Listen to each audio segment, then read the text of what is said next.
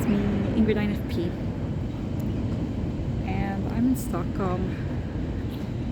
Let me see if I can show you the view. So, yeah. I just came out of my first autism assessment visit. Next week I have a visit with the doctor, and in a few weeks I will have the final report digital meeting.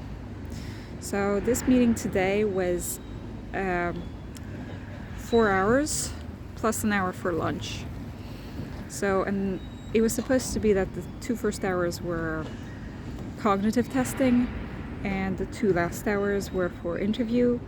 But because the cognitive testing only took 1 hour, it was 1 hour and 3 hours interview. And this psychologist was really cold, like no emotions coming out.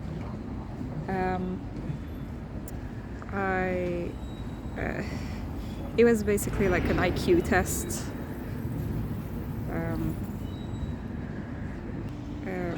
Where 2 seconds. Okay, there are people passing by, but the IQ test was basically like, there was one part which was like shapes that you were supposed to find a pattern, and I felt that that was pretty difficult for me. Then there was a part where you were supposed to memorize numbers that she was saying and repeat them. Then you were supposed to repeat the numbers in the opposite order, and then you were supposed to repeat the numbers but in order of how small they are to how big they are, you know. And she would only say it once, she wouldn't repeat it. So it was to test your working memory, which I figured was okay, but not great either. And then there was one where you were supposed to link 2 words together, like, you know, saying like black and white. What's the common thing is the color. They're both colors. Or 1 and 7, what's is the common thing? They're numbers, you know, that kind of thing.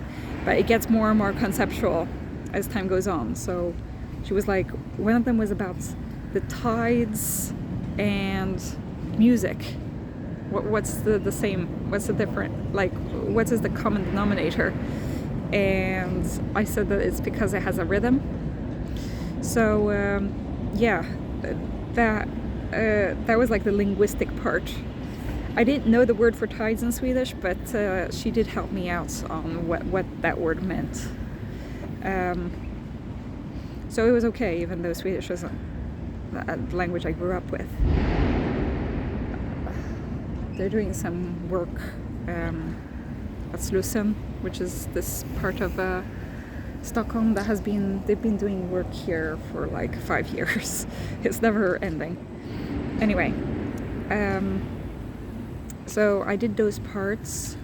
Then there was one where you were supposed to recognize if a shape was there or not, and go as quickly and as correctly as possible.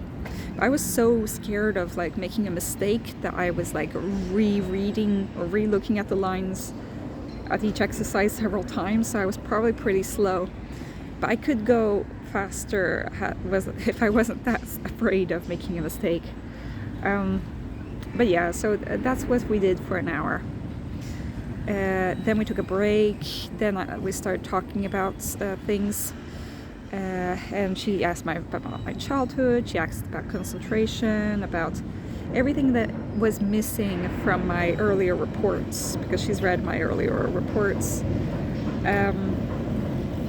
And we got pretty deep on a lot of different topics. I did have an hour where I was for lunch, and then I was supposed to leave a urine sample, but I couldn't leave it because I was so nervous that I just could not produce anything.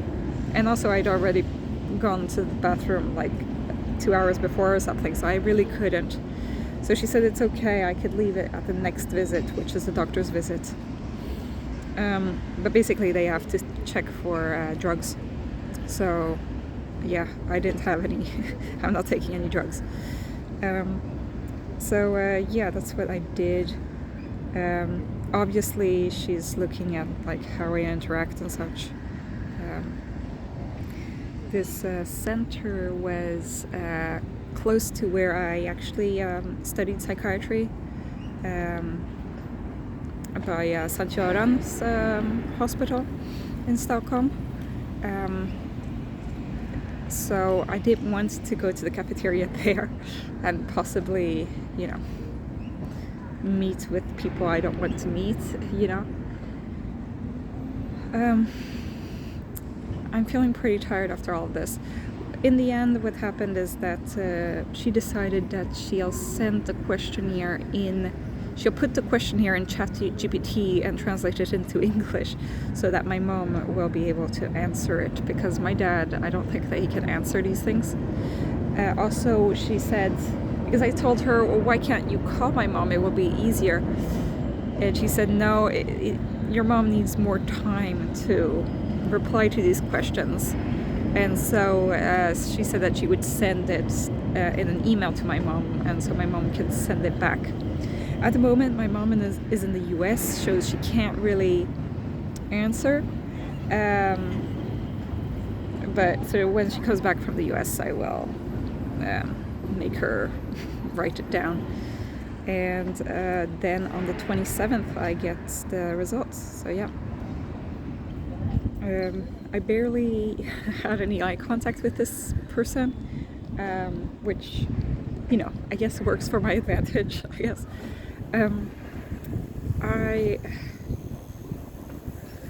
I think that she is getting to the point where she'll be giving me some kind of diagnosis.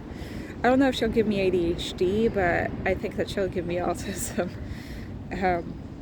Just from the amount of discussions that we had about my friendships and such, that's at least how I get the feeling right now.